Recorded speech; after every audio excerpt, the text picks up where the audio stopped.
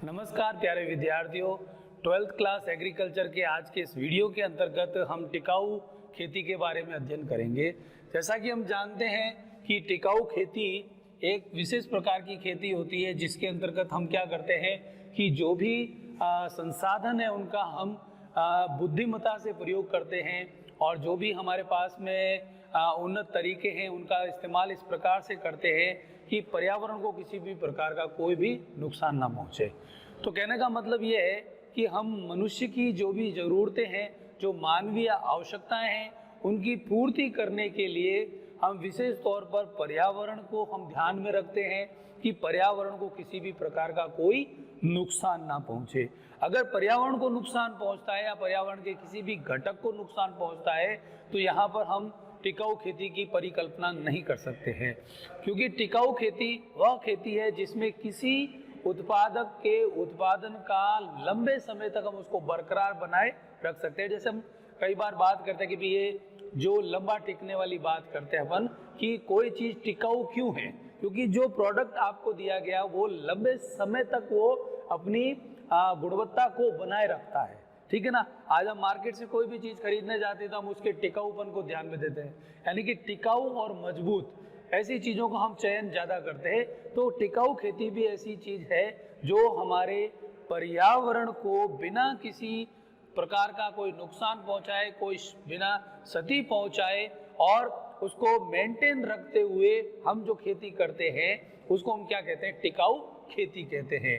यानी अगर इसकी परिभाषा के तौर पर देखा जाए तो टिकाऊ खेती की परिभाषा क्या हो सकती है, तो हम एक नंबर का जो प्रश्न है राजस्थान माध्यमिक शिक्षा बोर्ड के अंतर्गत पूछा जाता है कि टिकाऊ खेती किसे कहते हैं, टिकाऊ खेती को परिभाषित कीजिए।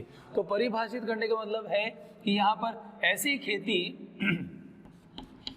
खेती जिसके अंतर्गत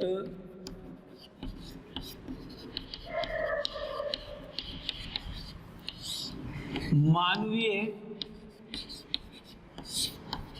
आवश्यकताओं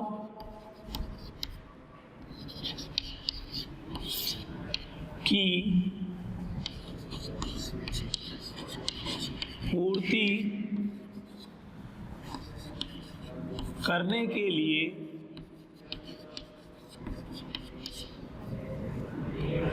बिना किसी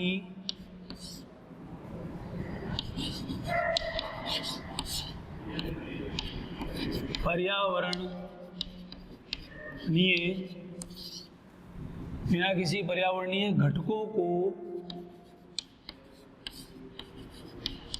हानि पहुंचाए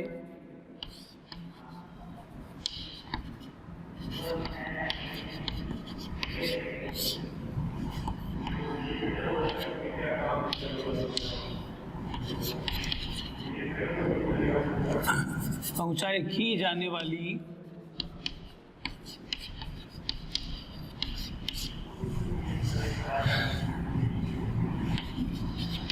कृषि को हम टिकाऊ खेती कहते हैं।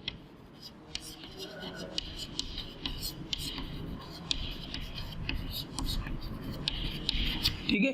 तो ऐसी खेती जिसके अंतर्गत मानवीय आवश्यकता यानी कि हमारी जो भी आवश्यकताएं हैं, जैसे कि हमको फल चाहिए, सब्जी चाहिए, खाद्यान्न चाहिए और जितनी भी हमारी मूलभूत जो आवश्यकता है उसके अलावा जो भी हमारी भौतिक आवश्यकताएं हैं, उन सारी आवश्यकताओं को पूरा करने के लिए हम पर्यावरण को कोई भी छेड़छाड़ नहीं करते हैं, उसके किसी भी घटक को कोई भी हानि नहीं पहुंचाते हैं और इस प्रकार से सुनियोजित तरीके से की जाने वाली खेती को क्या कहते हैं, टिकाऊ खेती कहते हैं। तो जब हम किसी खेती को सुनियोजित ढंग से करते हैं, इको फ्रेंडली बना करके खेती करते हैं, जिससे एनवायरनमेंट के किसी भी घटक को, कोई भी कंपोनेंट को कोई भी नुकसान नहीं पहुंचता है, यानी कि मृदा को भी कोई नुकसान नहीं पहुंचना चाहिए, आसपास का वातावरण जो पेड़ पौधे वनस्पति उनको भी कोई नुकसान नहीं पहुंचना चाहिए, है ना। चाहे वो जैविक घटक हो चाहे वो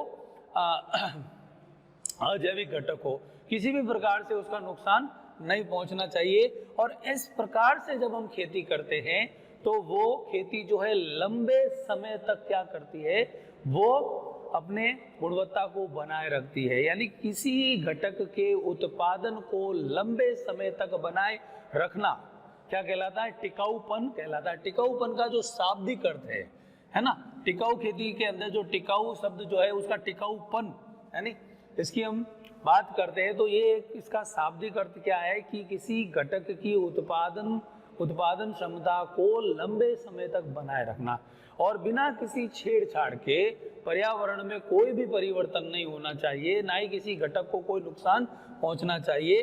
तो ऐसे में जो की जाने वाली खेती है उसको हम टिकाऊ खेती कहते हैं। टिकाऊ खेती के निर्धारण के लिए हम कौन कौन से बिंदुओं को, महत्वपूर्ण बिंदुओं को हमको ध्यान में रखना होता है। सबसे पहली बात आती है दक्षता की, यानी कि यहाँ पर हम दक्षता यानी एफिशिएंसी की बात कर रहे हैं। किसकी एफिशिएंसी की बात कर रहे हैं? कि जब हम खेती करते हैं तो हमें जो भी हमारे आसपास जो भी घटक है, जो कि जलवायु घटक है या जैविक घटक हैं, उन घटकों को पूरी तरह से दक्षता पूर्वक हम उसका इस्तेमाल करें, बुद्धिमत्ता के साथ में उसका इस्तेमाल करें और उसका सदुपयोग करें। किसी भी तरीके से अगर हम उसका पूरी तरह से उपयोग कर पाते, अगर हमारे आसपास जो भी संसाधन मौजूद है, चाहे वो जल संसाधन की बात करें, है ना, या हमारे पास जो वनस्पति है, जो हमारी मृदा है, उस मृदा का हम सुनियोजित तरीके से दक्षता पूर्वक हम अगर उसका इस्तेमाल करते हैं तो हम बुद्धिमत्ता से जो खेती कर रहे हैं और दक्षता यहाँ पर हम पूरी तरह से, यानी कि उसको पूरी तरह से इस्तेमाल करना। दक्षता एफिशिएंसी जो है वो टिकाऊ खेती के लिए एक महत्वपूर्ण और एक निर्धारण करने वाला वो बिंदु है, जिसके माध्यम से हम क्या करते हैं कि हम दक्षता को बनाए रखते हैं, है ना। दक्षता 100% हो सकती है, ठीक है ना। और उसकी जो 100% दक्षता यानी कि पूर्ण रूप से हम क्या कर रहे हैं, जल का बुद्धिमत्ता से प्रयोग कर रहे हैं, उसको किसी भी तरह से मतलब वेस्ट नहीं जाने दे रहे हैं, जीरो वेस्ट टेक्नोलॉजी का हम इस्तेमाल कर रहे हैं। यानी कोई तरह से हम खेती के अंदर जो भी तरीके अपनाते हैं उसके अंदर ऐसे तौर तरीकों को अपनाया जाता है, वैज्ञानिक तौर तरीकों को, जिससे कि क्या हो कि हमें 100% जो है वो रिजल्ट मिले। ज़्यादा से ज़्यादा हमारी कोशिश यही रहती है कि हम उत्पादन जो प्राप्त करें वो 100% क्या हो, मानकों के ऊपर खरा उतरे, किसी भी तरह का उसके अंदर कोई भी नुकसान देने वाला या उसकी जो गुणवत्ता है, जो उसकी क्वालिटी है, वो उसमें गिरावट नहीं आनी चाहिए, ठीक है ना। तो फिर भी हम इस प्रकार से हम बात करते हैं कि हम हर चीज़ का हम इस्तेमाल करें, बुद्धिमत्ता से करें और उसका सदुपयोग करें। बुद्धिमत्ता से सदुपयोग करके उसकी हम दक्षता को बढ़ा सकते हैं। और बात करते हैं हम पर्यावरण की। दूसरा हमारा जो बिंदु है वो है पर्यावरण, यानी कि हमारे आसपास का जो पर्यावरण है, जो हमारा क्लाइमेट है, उसके अंदर किसी भी प्रकार का कोई भी प्रदूषण नहीं होना चाहिए, चाहे वो जल से संबंधित हो, मृदा से संबंधित हो या वायु से संबंधित हो। हम इस प्रकार से पर्यावरण के प्रत्येक घटकों को ध्यान में रखते हुए उसको बिना किसी नुकसान के हम पहुंचाए बगैर हम क्या करते हैं, खेती करते हैं। तो इससे क्या होता है कि जो खेती में जो गुणवत्ता है वो लंबे समय तक बनी रहती है, ठीक है। और हम बात करते हैं समय की। तो समय जो है वो दीर्घ अवधि तक हम उस समय का हम देखें तो लंबे समय तक हम दक्षता को बनाए रख सकते हैं, उसकी गुणवत्ता को बनाए रख सकते हैं। तो इसके लिए हमें दीर्घावधि तक हम मृदा के उपजाऊपन को अगर बनाए रखते हैं और उस उपजाऊपन को बनाए रखने के लिए हम किसी भी पर्यावरणीय घटकों के साथ में कोई भी छेड़छाड़ नहीं करते हैं, तो ऐसे समय में हम टिकाऊ खेती के निर्धारण की परिकल्पना कर सकते हैं। अब बात आती है टिकाऊ खेती के सिद्धांत क्या है, कौन से सिद्धांतों को ध्यान में रखा जाता है। सबसे पहली बात आती है कि हमारे पर्यावरण के जो भी घटक है उन घटकों का हम बुद्धिमत्ता से और उसका सदुपयोग करके हम उसका निर्धारण करें और उस खेती की परिकल्पना करें जहाँ पर हम मृदा का सही उपयोग करें और जल का हम सही उपयोग करें। हम जहाँ पर जैविक उर्वरकों की बात करते हैं उसका हम उपयोग करें, हम रासायनिक उर्वरकों का निषेध करें और उसके प्रयोग को हम धीरे धीरे कम करें।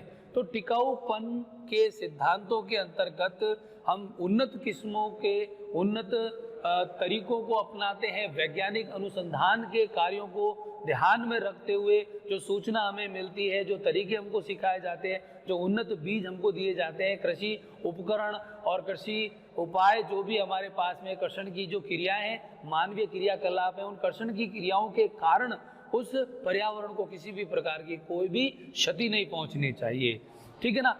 और ना ही वहाँ की उस क्षेत्र की, ना तो वहाँ का हम वर्षा को प्रभावित कर सकते हैं, है ना। तो कहने का मतलब ये है कि जिस स्थान पर टिकाऊ खेती की जाती है वहाँ पर उत्पन्न होने वाले कृषि उत्पादों की गुणवत्ता भी क्या होती है, लंबे समय तक बनी रहती है, उसकी डिमांड भी ज़्यादा रहती है। और ऐसे में हम पर्यावरण के साथ में इको फ्रेंडली, यानी कि हम ऐसा संबंध बना के रखते हैं जिससे पर्यावरण के क्षति को पहुंचाए बगैर हम खेती करते हैं। तो पर्यावरण हमको क्या करता है, उस उत्पादन के लिए उस गुणवत्ता को, उस दक्षता को सुनिश्चित करता है ना। तो यहाँ पर अब हम बात करते हैं टिकाऊ खेती के घटक की। तो घटकों के अंतर्गत हम देखें तो पहला घटक जो है फसल विविधीकरण की बात करते हैं यहाँ पर। तो फसल विविधीकरण जो है, उस फसल विविधीकरण के अंतर्गत यानी कि हम अलग अलग प्रकार की जो फसलें हैं, एक ही प्रकार की फसल को कभी भी एक ही खेत के अंदर लगातार नहीं बोना चाहिए, क्योंकि इससे क्या होता है कि जब वही फसल बार बार बोई जाएगी तो उसके द्वारा अवशोषित होने वाले पोषक तत्वों की मात्रा भी वही सेम होगी, समान होगी, और वो उन पोषक तत्वों का उद्ग्रहण भी ज़्यादा होगा। इसकी वजह से उस भूमि की उर्वरा शक्ति प्रभावित होती है और धीरे धीरे वो नष्ट हो जाती है और बाद में भूमि जो है बंजर हो जाती है। तो हमें फसल विविधीकरण का ध्यान रखना चाहिए। पहले खरीफ की फसल, फिर रबी की फसल, फिर जायद की फसल। खरीफ में हमने मूंग, मोट, बाजरा अगर बोया तो रबी के अंदर हम क्या करते हैं, सरसों है और गेहूं की हम करते हैं। और उसके बाद में हम जायद के अंदर क्या करते हैं, कुकर बिटेसी कुल के, यानी कि खीरा, ककड़ी वगैरह, खरबूज, इनकी हम सब्जियों की और फलों की हम क्या करते हैं, खेती करते हैं। तो फसल के विविधीकरण का हमको ध्यान में रखना, यानी वेरिएशन जो हम है उसको हमको मेंटेन करके रखना चाहिए। दूसरी बात आती है आनुवंशिक विविधता की, यानी कि हम फसल जो बो रहे हैं वो आनुवंशिक रूप से क्या होनी चाहिए, विविध होनी चाहिए, है ना। और एक ही प्रकार की फसल को हम एक ही खेत के अंदर जब हम बोते हैं तो उसकी बजाय हम क्या करें, हम जैसे मान लो सरसों है और गेहूं को हम एक ही खेत के अंदर बो सकते हैं। जैसे 6 कतार जो है वो हमने सरसों की बो दी और फिर उसके बाद में गेहूं की 6 कतार आ गई। तो इस प्रकार से गेहूं और सरसों दोनों की फसलों को हम क्या कर सकते हैं, एक साथ ले सकते हैं। और आनुवंशिक विविधता से तात्पर्य यहाँ पर है कि एक फसल जो है दूसरे फसल से वो आनुवंशिक रूप से क्या होती चाहिए, अलग होनी चाहिए, एक जैसी नहीं होनी चाहिए। उनके जो आनुवंशिक लक्षण है वो अलग अलग होने चाहिए, है ना। तो यहाँ पर हम बात करते हैं अब अगले जो घटक की है वो समन्वित पोषक तत्व प्रबंधन।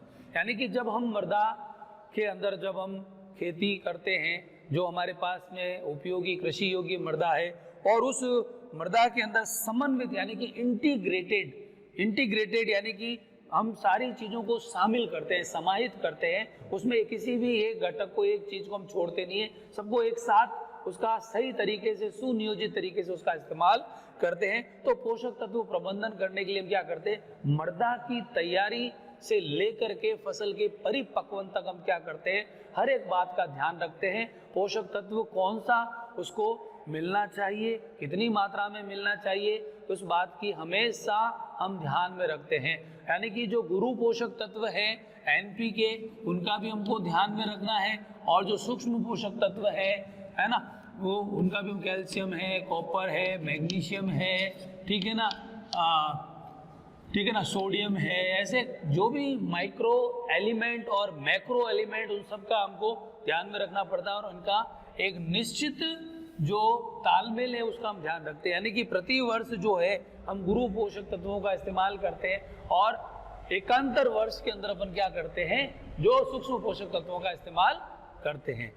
तो यहाँ पर हम समन्वित तरीके से यानी कि पूरी तरीके से हम उस मृदा को, उपजाऊपन को बरकरार रखने के लिए हम क्या करते हैं, उसके अंदर पोषक तत्वों, खाद, उर्वरक का हम इस्तेमाल करते हैं। खाद जो जैविक तरीके से तैयार की गई है और जो बायो जो फर्टिलाइजर है उसका हम इस्तेमाल करते हैं।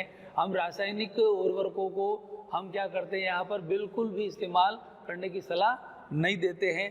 और जहाँ पर हम हर तरह से यानी कीट जो पोषक तत्व है उसका प्रबंधन हो जाए, यानी कि मृदा की उपजाऊपन, उसकी उर्वरा शक्ति को लंबे समय तक बनाए रखने के लिए ये सारी बातों को हम ध्यान में रखते हैं। और हर एक पोषक तत्व की उचित मात्रा जो है वो मृदा में समाहित होनी चाहिए।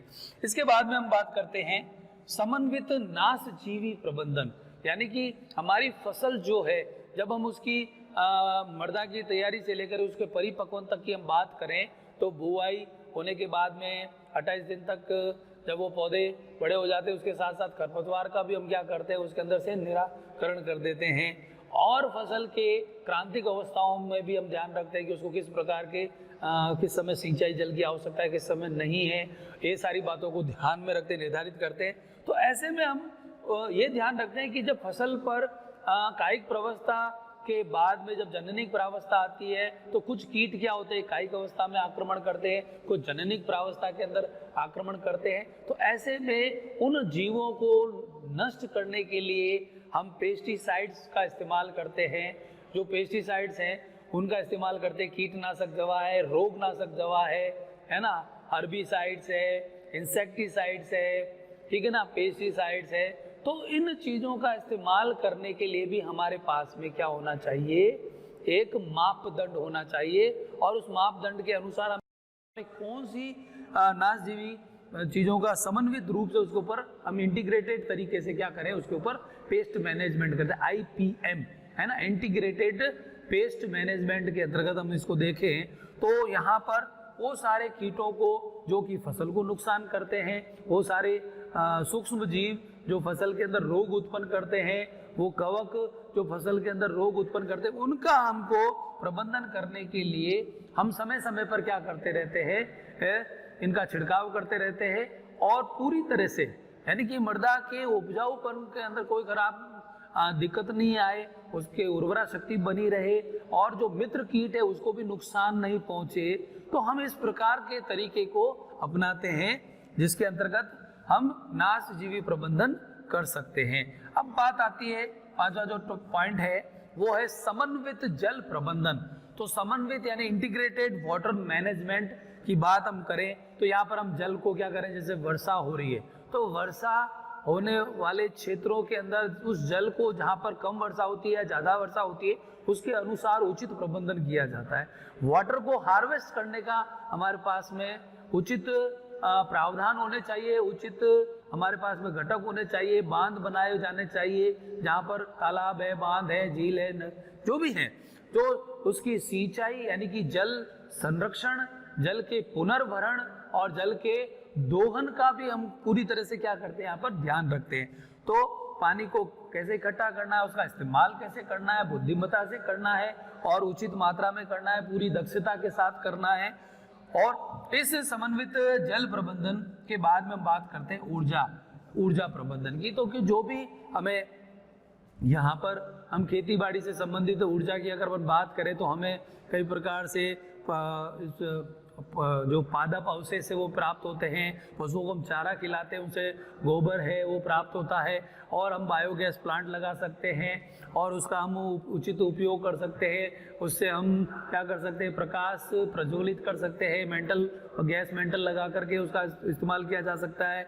उस गैस का उपयोग हम किसमें कर सकते हैं, खाना पकाने के लिए अंदर काम कर सकते हैं। तो बायोफ्यूल के रूप में भी उसका इस्तेमाल किया जाता है। तो यहाँ पर हम एनर्जी स्टोर करके उस एनर्जी का सही और उचित तरीके से सुनिश्चित ढंग से हम उसको क्या करते हैं, इस्तेमाल करते हैं। तो ऐसा प्रबंधन जहाँ पर ऊर्जा का इस्तेमाल करने के लिए हम उचित प्रावधान बनाते हैं, मापदंड तैयार करते हैं, निर्धारित करते हैं कि उसको ऊर्जा को कैसे निर्मित करना है, उस संचित ऊर्जा का इस्तेमाल कैसे करना है, ठीक है। इसके बाद में हम बात करते हैं उन्नत तकनीकों का ज्ञान, यानी कि जो आज के वर्तमान समय में अगर हम उन्नत तकनीकों का ज्ञान ना रखेंगे तो ऐसे में क्या स्थिति आ जाएगी कि हमारे पास में नए नए तौर तरीके जो वैज्ञानिक तरीके से हम जो खेती करते हैं उस खेती में हम उन्नत तरीकों का इस्तेमाल करें, ठीक है ना। तो ये सारी उन्नत तकनीकें हमें सीखने के लिए हमें कृषि विज्ञान केंद्र की सहायता से, किसान कॉल सेंटर की सहायता से, या उनके द्वारा प्रसारित समय समय पर जो भी पत्र पत्रिकाएं हैं या अखबार से हम इन चीज़ों के बारे में जानकारी प्राप्त कर सकते हैं। और इसके बाद में आता है अपने सूचना प्रबंधन, यानी कि आईटी सेल जो है, आईटी की बात करें, इंफॉर्मेशन टेक्नोलॉजी के अंतर्गत अगर अपन देखें तो ये खेत तक जो अनुसंधान कार्य को पहुंचाना है, तो अनुसंधान क्षेत्र से खेत तक उस टेक्नोलॉजी को, उसकी सूचना को पहुंचाना है। नई उन्नत किस्मों को जो इजाद किया गया है, जो बनाया गया, उसके लिए भी हम क्या करते हैं, यहाँ पर सूचना का हम गहन अध्ययन करते हैं। और सूचना पहुंचाने के लिए हम ऐसे व्यक्तियों को चुनते हैं जो स्थानीय हो और स्थानीय भाषा में उसको समझा सके, और अनुसंधान कार्यों को वो बुला करके हम किसी प्रकार से किसान मेलों को आयोजन कर सकते हैं, वहाँ पर हम इसकी जानकारी दे सकते हैं। और नई नई जो फसलों के बीज हैं और नई नई टेक्नोलॉजी, उसकी सूचना दे करके हम इस टिकाऊ खेती को लंबे समय तक बरकरार कर सकते हैं। यानी किसी घटक के उत्पादन को लंबे समय तक बनाए रखने के लिए हम जो खेती करते हैं, जिसमें पर्यावरण को किसी भी प्रकार का कोई नुकसान नहीं पहुंचाते हैं, इको फ्रेंडली तरीके से हम इसको इस्तेमाल करते हैं, तो इस प्रकार की जो खेती है वो टिकाऊ खेती कहलाती है। और इसी के साथ में हम अगला चैप्टर पढ़ेंगे, और आज ये चैप्टर, धन्यवाद।